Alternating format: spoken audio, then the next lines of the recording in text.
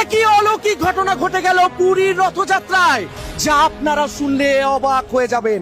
আপনারা দেখতে পাচ্ছেন জগতের নাথ জগন্নাথের রথ এখনো দাঁড়িয়ে আছে শ্রীক্ষেত্রের সামনে। রথ যাবে জগন্নাথ প্রভুর মাসির বাড়ি পর্যন্ত, কিন্তু এখনো সেই রথ দাঁড়িয়ে আছে শ্রীক্ষেত্রের সামনে। সকাল থেকে আমি প্রচন্ড পরিমাণে অসুস্থ বোধ করি, আমার মতন বহু ভক্তরা অসুস্থ বোধ করেছিল। হয়তো ভগবান জগন্নাথ তাদের কথা শুনতে পেয়েছেন, তাই হয়তো তার শ্রীক্ষেত্রের সামনে তিনি এক অলৌকিক দৃশ্য দেখালেন। তিনি এখনো তার শ্রীক্ষেত্রের সামনে বিরাজমান আছেন। তিনি ভক্তদেরকে বললেন যে আমি তোমাদের কাছে বিরাজমান, তোমাদের মনোবাঞ্ছা যেটা থাকবে সেটা আমি পূরণ করব।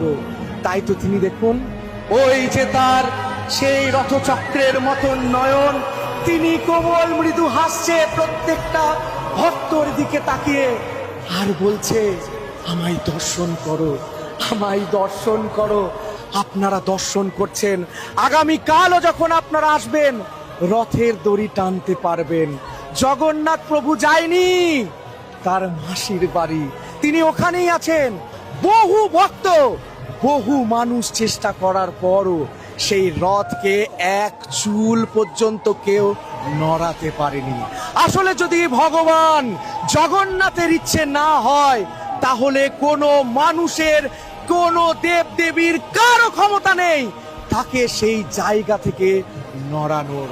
ওই দিকে আছে বলরাম দেবের রথ, মাতা সুভদ্রার রথ, তারা কিন্তু তার মাসির বাড়ির দিকে এগিয়ে গেছেন, কিন্তু জগন্নাথ প্রভু ভক্তদের অপেক্ষায় আজও দাঁড়িয়ে আছে।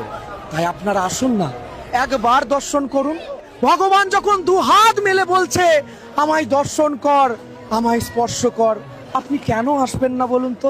আপনারা আসুন এবং দর্শন করুন শ্রী জগন্নাথ প্রভুকে। দেখা হবে নতুন কোন এপিসোড, নতুন কোন সফরে।